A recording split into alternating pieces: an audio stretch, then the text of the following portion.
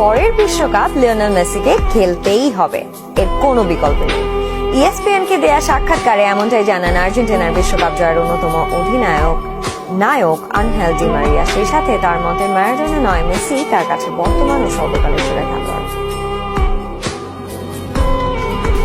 Football বিশ্বে এখন সবথেকে বড় প্রশ্ন 2026 ফিফা বিশ্বকাপে লিওনেল মেসি খেলবেন কিনা। যদিও কাতার বিশ্বকাপের শুরুতেই নিজের মুখেই এই উত্তর দিয়েছিলেন এলেন্টেন। তিনি জানিয়েছিলেন কাতার বিশ্বকাপই হতে যাচ্ছে তার ক্যারিয়ারের শেষ বিশ্বকাপ। তবে আর্জেন্টিনার বিশ্বকাপ জয়ের পরই বদলে যায় সকল প্রেক্ষাপট।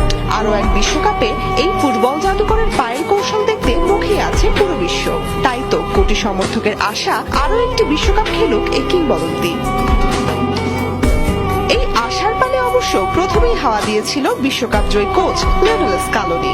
জাতীয় দলের দরজা যে মেসির জন্য আজীবন খোলা আছে তা জানিয়ে দিয়েছিলেন তিনি। তারপরে শুরু হয় মেসির পরের বিশ্বকাপে খেলা নিয়ে নানা আলোচনা ও সমালোচনা। এবার এই নিয়ে মুখ খুলেছেন মেসির সতীর্থ ও সব থেকে কাছের বন্ধু আনহেল ডি মারিয়া।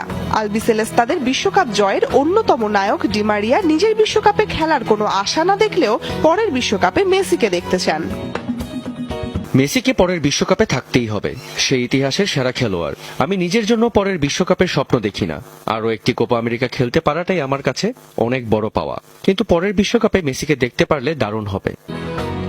সেরার কথা উঠলেই চলে আসে চিরচেনা সেই প্রশ্ন, ম্যারাডোনা নাকি মেসি, কে সেরা? দিয়াগোই, তবে আমার কাছে মেসিই সেরা। 7টি ব্যালন ডিওর, বিশ্বকাপ, ফিনালিসিমা, কোপা আমেরিকা আর বার্সেলোনার হয়ে ক্লাব পর্যায়ে সবকিছু জয়, আর কি বাকি। সম্প্রতি ESPN কে দেওয়া নিজের সাক্ষাৎকারে এইসব জানান 35 বছর বয়সী এই ফুটবলার। মঞ্জুরি আজাদ, যমুনা স্পোর্টস।